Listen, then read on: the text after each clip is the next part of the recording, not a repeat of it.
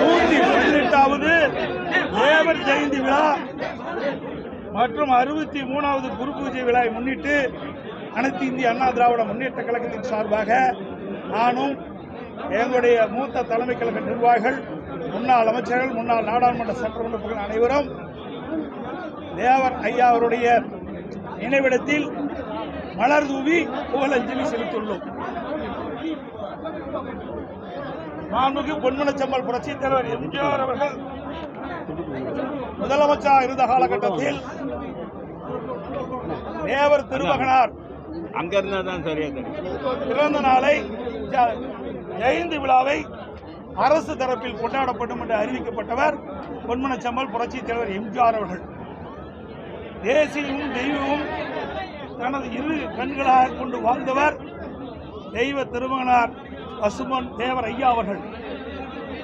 பொன்மனச்செம்மல் புரட்சித் தலைவர் எம்ஜிஆர் அவர்கள் தேவர் ஐயா அவர்களுக்கு புகழ் சேர்க்கின்ற விதமாக சட்டமன்ற வளாகத்திலே முழு உருவப்பட தேவர் ஐயாவுடைய முழு உருவப்படத்தை திறந்து வைத்து அவருக்கு புகழ் சேர்த்தினார்கள்.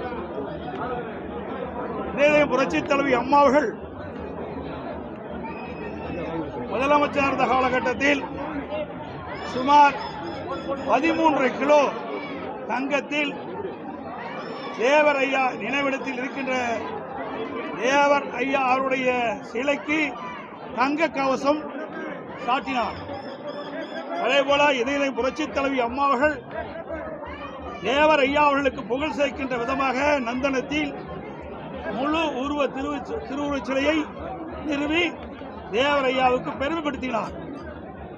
தேவர் ஐயா அவர்கள் தன் வாழ்நாளில் மக்களுக்காக பல்வேறு போராட்டங்களில் கலந்து கொண்டு சுமார் 4000 நாட்கள் சிறையிலே இருந்தவர். தேவர் ஐயா அவர்கள் நாடாளுமன்ற தேர்தல், அருப்புக்கோட்டை நாடாளுமன்ற தேர்தல், முதுகுளத்தூர் சட்டமன்ற தேர்தல், 2 தேர்தலிலும் தேவர் ஐயா அவர்கள் ஒரே நேரத்தில் போட்டியிட்டு அருப்புக்கோட்டை நாடாளுமன்ற தேர்தலில் வெற்றி பெற்றார். முதுகுளத்தூர் சட்டமன்ற தொகுதியில் வெற்றி பெற்று மக்கள் செல்வாக்கு மிக்க தலைவர் என்று அந்த காலகட்டத்தில் நிரூபித்து காட்டியவர்.